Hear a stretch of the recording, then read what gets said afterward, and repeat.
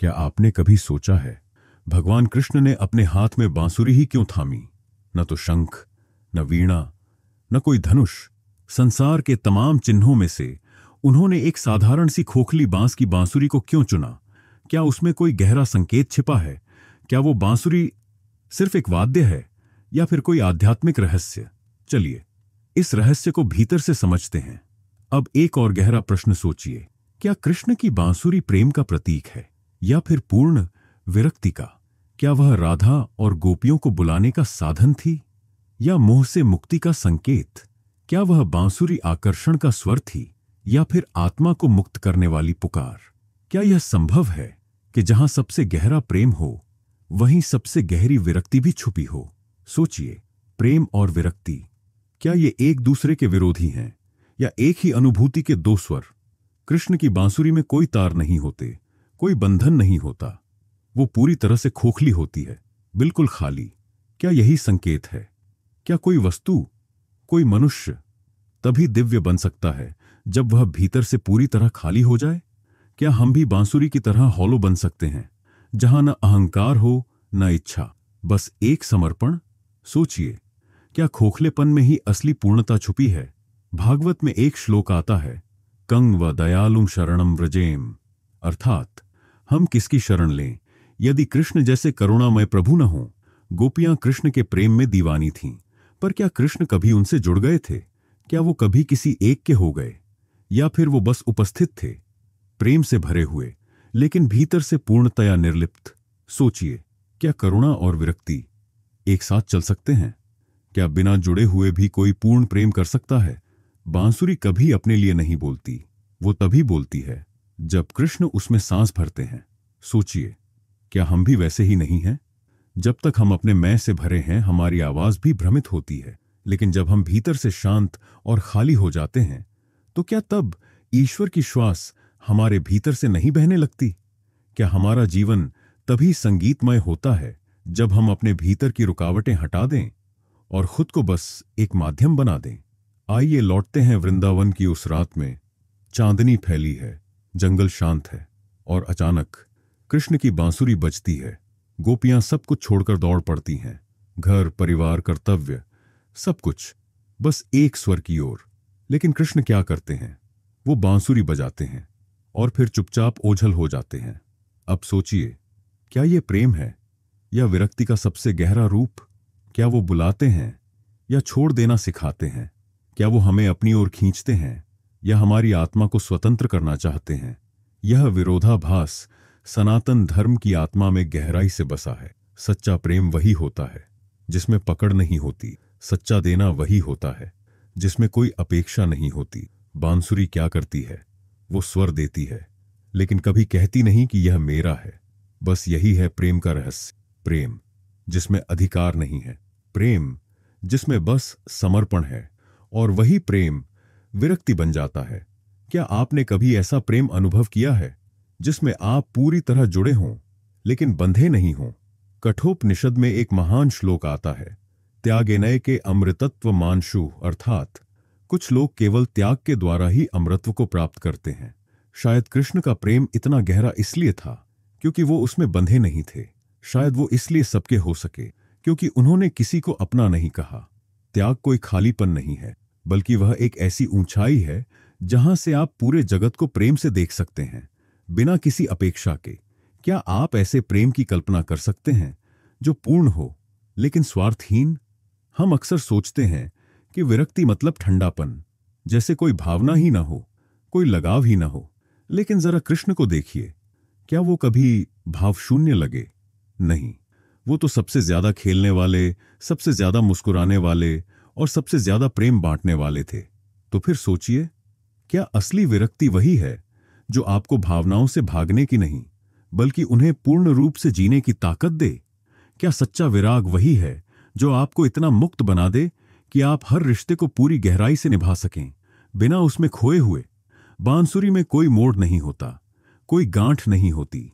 वो एक सीधी, साफ, खाली राह होती है जहां हवा बिना किसी रुकावट के बहती है। इसीलिए तो कृष्ण उसे इतना पास रखते हैं, क्योंकि बांसुरी कभी विरोध नहीं करती, वो बस स्वीकार करती है। जो भी स्वर प्रभु उसमें भरें। अब जरा अपने भीतर झांकिए, क्या हम भी ऐसे बन सकते हैं? बिना गांठों के, बिना रुकावटों के, बिना मैं के।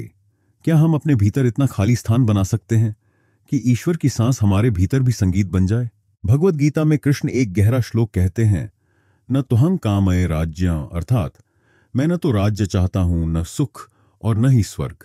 सोचिए, वही कृष्ण जो वृंदावन में गोपियों के संग रास रचाते हैं, वही कृष्ण कुरुक्षेत्र में अर्जुन को त्याग और कर्म योग का उपदेश देते हैं।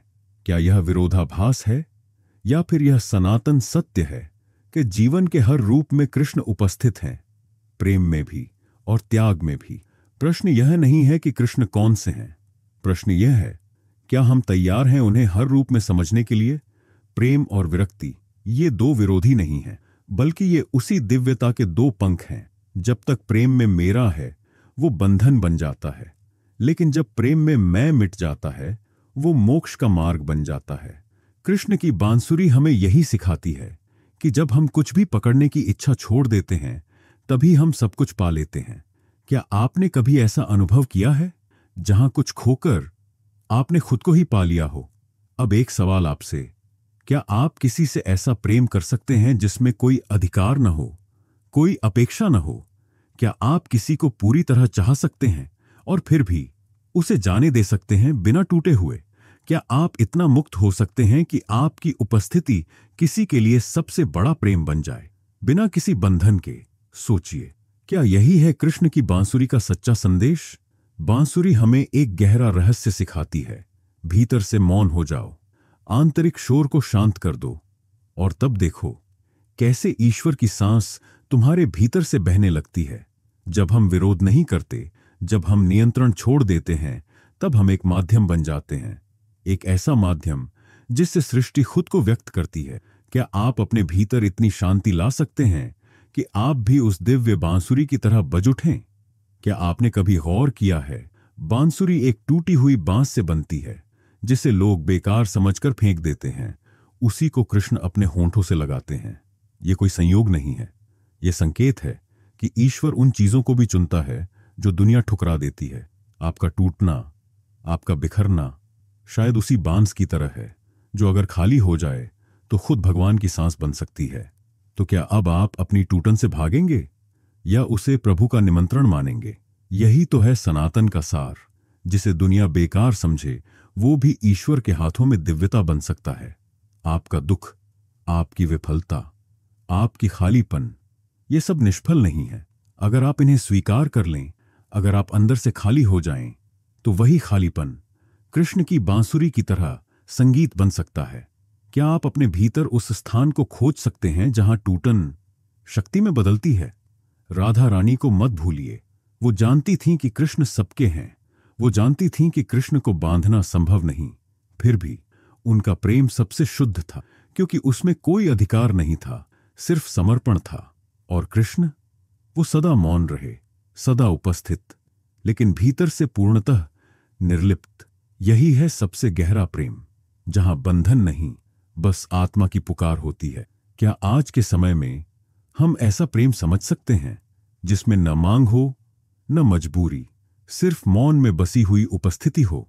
भगवत गीता में कृष्ण कहते हैं, योगस्थः कुरु कर्माणि, अर्थात योग में स्थित होकर कर्म करो।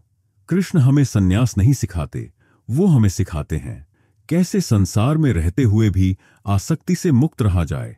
कर्म करो, रिश्ते निभाओ, प्रेम भी करो, लेकिन उस सब में बंधो मत। यही है कृष्ण का मार्ग, पूर्ण सहभागिता, लेकिन भीतर से पूर्ण स्वतंत्रता। क्या आप इस संतुलन को समझने के लिए तैयार हैं? तो बताइए, क्या कृष्ण की बांसुरी केवल प्रेम का प्रतीक है?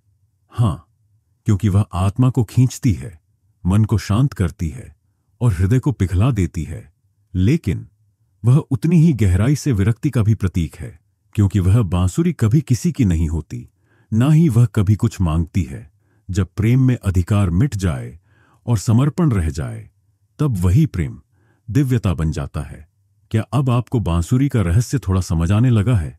अगर आप कृष्ण के मार्ग पर चलना चाहते हैं तो आपको दुनिया से भागने की जरूरत नहीं, आपको बस अपने अहंकार से मुक्त होना होगा। कृष्ण की बांसुरी हमें यही सिखाती है, खुद को इतना खाली कर दो कि ईश्वर तुम्हारे माध्यम से बोल सके। न स्वार्थ, न आग्रह, न मैं, बस एक मौन समर्पण। जब आप बांसुरी की तरह बन जाते हैं तो सारा ब्रह्मांड आपके भीतर से गाने लगता है। क्या आप तैयार हैं इस मौन, इस समर्पण और इस दिव्यता को अपनाने के लिए?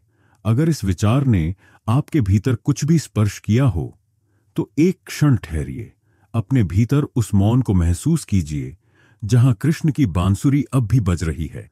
अगर आपको यह यात्रा अर्थपूर्ण लगी हो तो इस वीडियो को जरूर लाइक करें, नीचे अपने विचार साझा करें और ऐसे ही गहरे आध्यात्मिक चिंतन के लिए माइंड मोक्षा को सब्सक्राइब करना न भूलें।